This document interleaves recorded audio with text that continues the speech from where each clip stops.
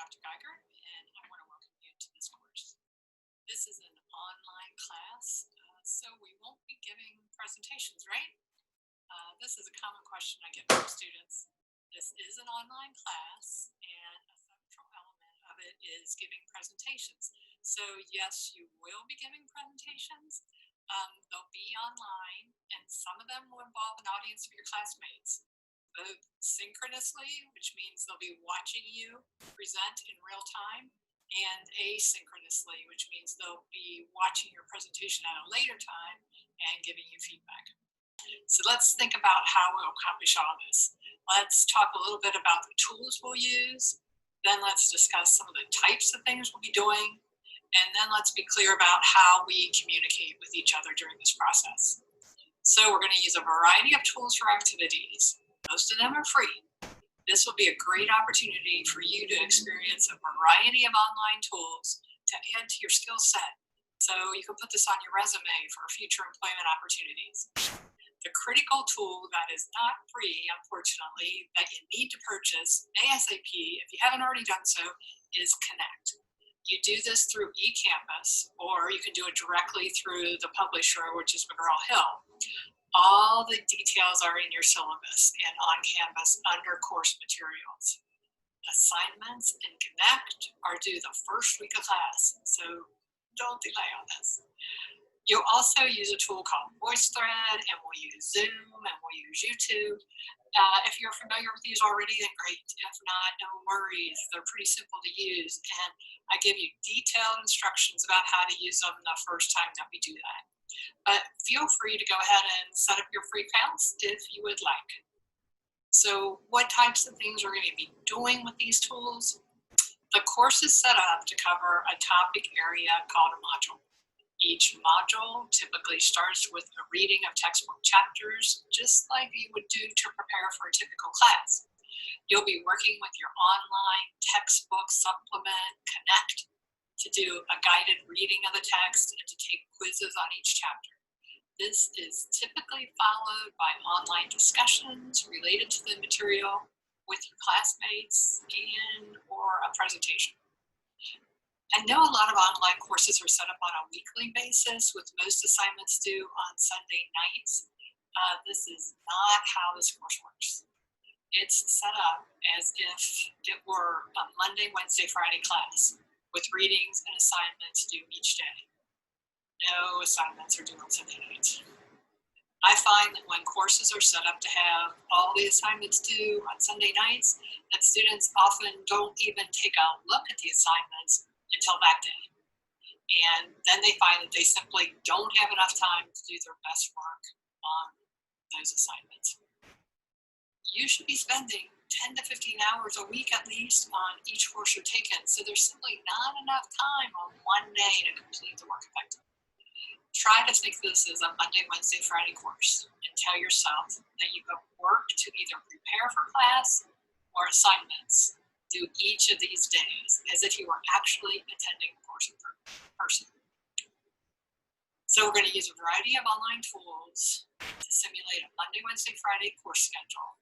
But an important thing we need to keep in mind is how are we going to communicate with each other so that you and me, we and some of your classmates can develop a relationship like we would in an in-person class.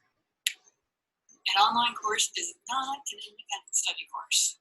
I expect us to develop a relationship, and I expect us to communicate regularly. I'm here for you, but it's more on you to reach out to me than in a traditional class. You have to take more responsibility to stay on top of assignments, ask questions through virtual office hours or email, and make sure you know how to use the online tools. I'll be setting up a system through Bookings, which is part of Outlook that you may be familiar with, where you'll be able to see what times I'm available and schedule a time to meet with me online using Zoom whenever you'd like. You can look for that system to be available in a couple days. I know these are weird times, but we're just going to have to adapt and do our best, under the circumstances. Just realizing that students and faculty alike are in the same boat. and assume that we all have the best intentions in mind. I want you to be successful in the course, and I'm sure you want to be successful as well. So let's work together to address issues as they come up. If a link isn't working or an assignment seems confusing, let me know so that I can clear up the issue for everyone. I think you will find that I have provided you a lot of detail about each assignment, including a rubric for each one. And I think you'll find me very open to answering questions or clarifying anything related to the course. After all, I constructed the course from my own frame of reference, and you're experiencing it from yours, and there's 20 different frames of reference in the course. So there's really no way that I could anticipate how each one of you will be understanding the assignment instructions. However, I do expect you to try to sift through all the material presented to you and ask your questions with that in mind. For example, I respond well to questions like, I read the material related to the assignment on storytelling, and I think I understand that I'm to pick a theme and tell a short story about myself related to that theme. But is it okay if the story also involves some other people? This is a great question. I will respond with less patience to a question like, could you explain the assignment for the first presentation?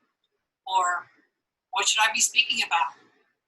Or can I speak about anything I want? Or what will I be graded on? All of these things are clearly discussed in the assignment information. And a discussion about a grade can best be started by referring to the rubric provided and asking for some clarification about, some aspect of the rubric. Saying, I don't understand the grade I received gives us little to go on when starting our conversation. First and foremost, we all need to address each other respectfully.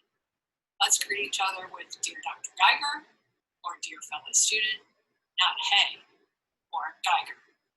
And start our conversations with things like, from my point of view, or I like a lot of what you said in your presentation and this is why.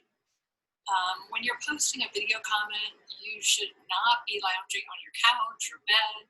And when you give a presentation, you should be tidy about your experience and the background. All of these things demonstrate respect to your audience.